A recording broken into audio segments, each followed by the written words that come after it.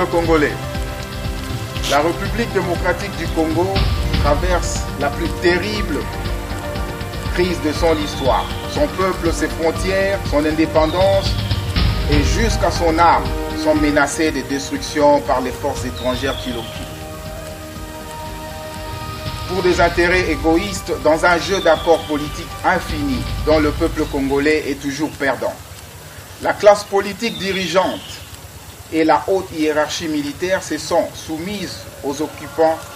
Ainsi, le peuple et son armée subissent au quotidien la loi des occupants dont le résultat horrible non précédent dans toute l'histoire de l'humanité.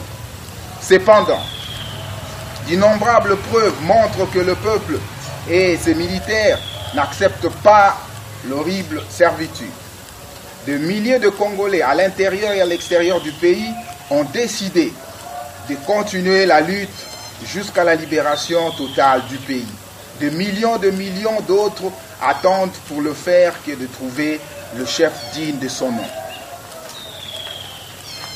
Il est évident qu'il n'existe plus de gouvernement proprement dit congolais. En effet, l'organisme qui prétend porter son nom à Kinshasa est soumis aux forces occupantes.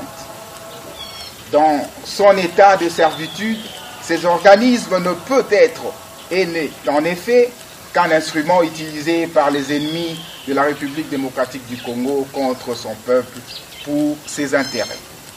Aujourd'hui, avec nous se lève le pouvoir nouveau qui assume la charge de diriger l'effort congolais de la lutte pour la libération.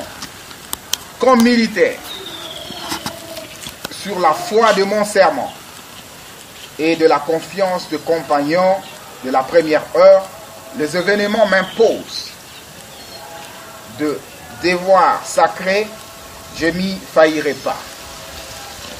J'exercerai mes pouvoirs au nom de la République démocratique du Congo et uniquement pour la défendre. Et je prends l'engagement solennel de rendre compte de mes actes aux représentants du peuple congolais dès qu'il lui aura possible d'en désigner librement. C'est pourquoi il est constitué.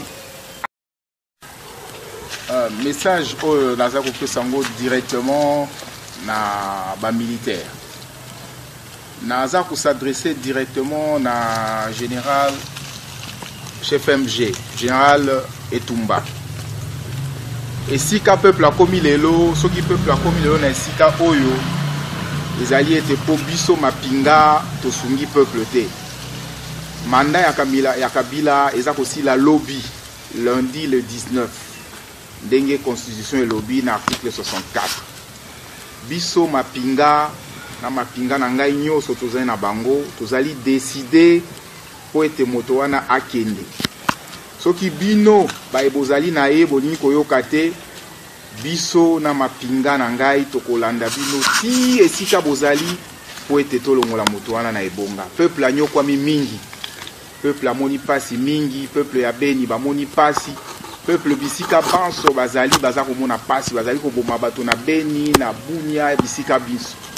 Alors biso mapinga totelemi lelo pona koyebisa bino ete soki le 19 ye aboyi kokende moi ekotelema te lokola na tango ya Eli. Moi ekokontinue le 19 ezali mokolo moi ekobima ti mokolo tokobengana ye na ebonga. Na banzi bolandinga malamu na banzi mapinga esika bozali kolanda. Tozali prêt ya kosala mouvement esika nyonso bakonzi bazali. Pe esika bozali bato bozali na bango bagarde bozali na bango bato bozali na bango bayebi ete tozali wana po na peuple.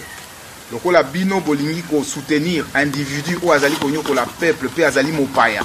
Biso tozana sima na bino. Wana message na pesi na ba militaire. Bino banso le 19 bozala na sima ya population. Bino banso le 19 après le 19 to mo colonie soki ba occupant wana bazali ko kendete na sengi na bino bon meka kosala de sorte que moto moko akoka kobimisa lisasi na ye moko te po abeta na nzoto ya population. Na banzi bolandinga malamu ngai moko wa bino o nazali kolobela bino boyoka ngai parce que biso banso to lembi tokoki kondima humiliation ti na niveau wana te. Population enyokwami, peuple enyokwami, armée enyokwami, toza infiltré na niveau moko ya makasi. Na ebiete basusu bako una mais oya ko una ayeba ete akokutana na mapinga ya peuple na nzela. Nazali na mingi ya koloba te, oya azali na mato ya koyoka ayoka, oya azali na motema ya kondima andima. Ngonga ebelemi toko